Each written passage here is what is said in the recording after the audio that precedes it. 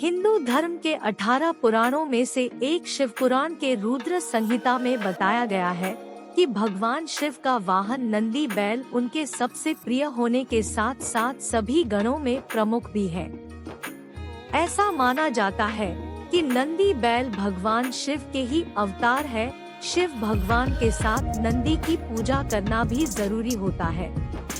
भगवान शंकर नंदी के माध्यम से ही भक्तों की पुकार सुनते हैं। लेकिन क्या आप जानते हैं नंदी कैसे भगवान शिव की सवारी बने? आइए जानते हैं शिव और नंदी की ये पौराणिक कथा। पुराणों के अनुसार नंदी असल में शिलाद ऋषि के पुत्र थे और शिलाद ऋषि एक ब्रह्मचारी थे। दरअसल ब्रह्मचर्य व्रत का पालन करते करते शिलाद ऋषि के मन में एक भय बैठ गया। भय था कि बिना संतान उनकी मृत्यु के बाद उनका वंश समाप्त हो जाएगा।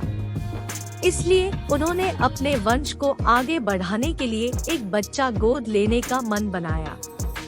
मन तो ऋषि शिलाद ने बना लिया, लेकिन दुविधा यह थी कि ऋषि ऐसे बालक को गोद लेना चाहते थे जिस पर भगवान शिव की असीम कृपा हो।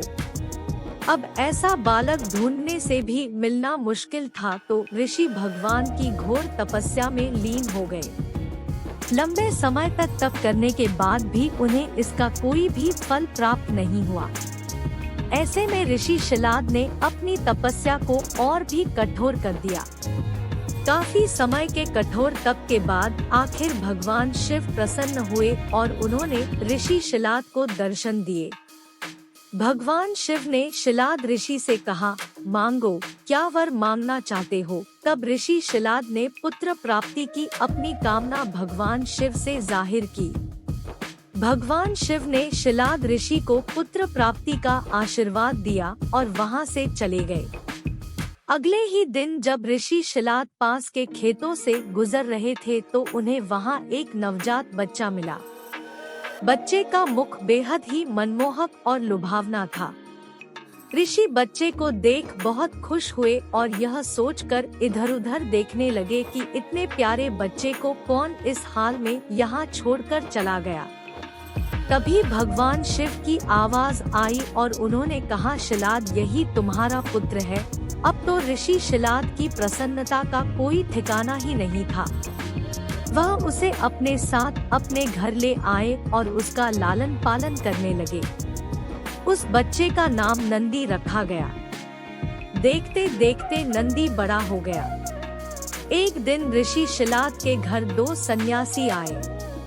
ऋषि शिलाद की आज्ञा से नंदी ने दोनों सन्यासियों का खूब आदर सत्कार किया, उन्हें भोजन कराया।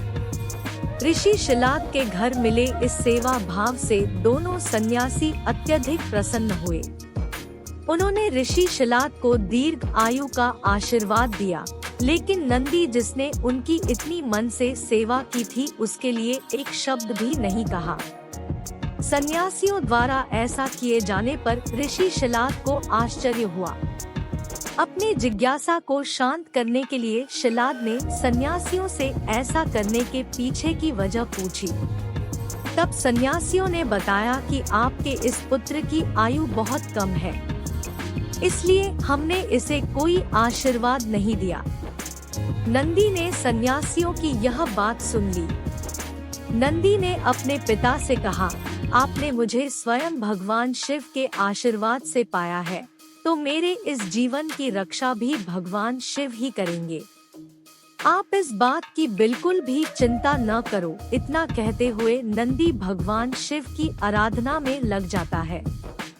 अपने पिता की तरह ही नंदी ने भी भगवान शिव को प्रसन्न करने के लिए कठोर तप किया।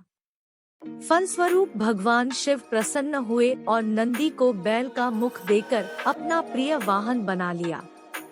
इस प्रकार नंदी भगवान शिव के सबसे प्रिय वाहन बने और समाज में उन्हें पूजनीय स्थान भी मिला और तभी से शिव की मूर्ति के साथ नंदी की प्रतिमा भी स्थापित की जाती है। यही वजह है कि भगवान शिव की आराधना से पूर्व उनके प्रिय नंदी की पूजा की जाती है।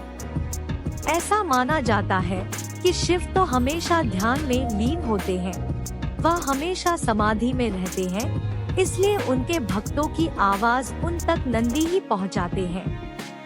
इतना ही नहीं, शिव पुराण की माने तो नंदी के कान में की गई प्रार्थना नंदी की अपने स्वामी से प्रार्थना बन जाती है और वह शिव को इसे पूरा करने के लिए कहते हैं। नंदी की प्रार्थना शिव कभी अनसुनी नहीं करते, इसलिए वह जल्दी पूरी हो जाती है। दोस्तों, अगर आपको ये वीडियो पसंद आए तो मेरे चैनल को लाइक और सब्सक्राइब जरूर करें।